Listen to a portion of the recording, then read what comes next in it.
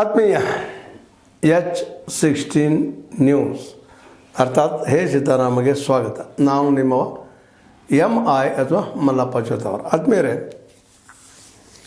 ನಮ್ಮ ಯತ್ನಾಳರ ಉಚ್ಚಾಟನೆ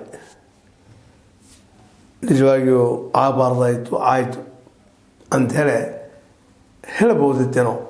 ಆದರೆ ಅದು ಅನಿವಾರ್ಯ ಆಗಿಬಿಟ್ಟಿತ್ತು ಹೈಕಮಾಂಡ್ಗೆ ಅಂತೇಳಿ ಭಾಳ ಜನ ವಾದ ಮಾಡ್ತಾಯಿದ್ದಾರೆ. ಯಾಕಂದ್ರೆ ಯಾವುದೂ ಅತಿ ಆದರೆ ವಿಷಯ ಆಗ್ತದಂತ ಅದು ಇದೊಂದು ಸಾಕ್ಷಿ. ಸಾಕಷ್ಟು ಸರಿ ಹೇಳ್ಕೊಂಡ್ಬಂದರು ಹೈಕಮಾಂಡ.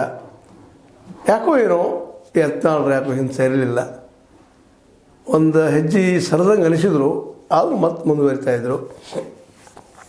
ಅದಕ್ಕೆ ಏನಾಗ್ಬೋದು? ಇನ್ನು ಈ ಭಿನ್ನಮತೀಯರು ಈ BJP ಎಲ್ಲಿದ್ದಂಥ ಈಗ 7 ಜನ ಹೆಸರನ್ನ ಮೇಲ್ಮೇಲೆ ಕೇಳ್ತಾನೆ ಇದ್ದೀರಿ. ಕುಮಾರ್ ಬಂಗಾರಪ್ಪ ಆಯಿತು,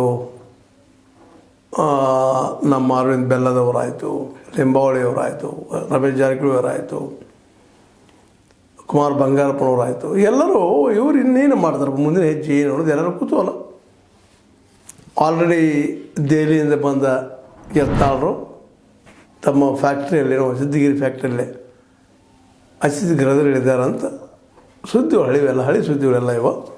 ಅವರು ಇಲ್ಲಿವರೆಗೆ ಏನೂ ಮಾತಾಡಿಲ್ಲ. ಆದರೆ ಇವತ್ತು ಏನೋ ಒಂದಿಷ್ಟು ಅವರು ಸಭೆ ಸೇರಿ ಇದಕ್ಕೇನು ಮಾಡೋಣ ಅನ್ನುವಂಥದ್ದು. Already Ramesh Jarkiholi press meet ಕರೆದ್ರು, ಹಿಂಗೆ ಆಗಬಾರ್ದಾಗಿತ್ತು, ಒಳ್ಳೆಯ ನಾಯಕರು, ಒಂದು ದೊಡ್ಡ ಸಮುದಾಯದ ನಾಯಕರು ಅಂತ ಹೇಳಿದರು. ಹೇಳಿ ಜೊತೆಗೆ ಜಾನ್ಮೆ ಹೆಜ್ಜೆ ಇಟ್ಕೊಂಡು ನಾವು ಅಲ್ಲೇ ಉಳಿತೀವಿ, BJPಯಲ್ಲೇ ಅವ್ರನ್ನೂ ಉಳಿಸ್ಕೊಳ್ತೀವಿ, ಪತ್ರ ಬರೆದ ನಾನು ಅಂತ ಮಾತಾಡಿದರು. ಅಡಿಲ್ಲ, ಒಳ್ಳೆಯ ಪ್ರಯತ್ನ, BJP ಉಳಿಸ್ಕೊಳ್ಳಿ.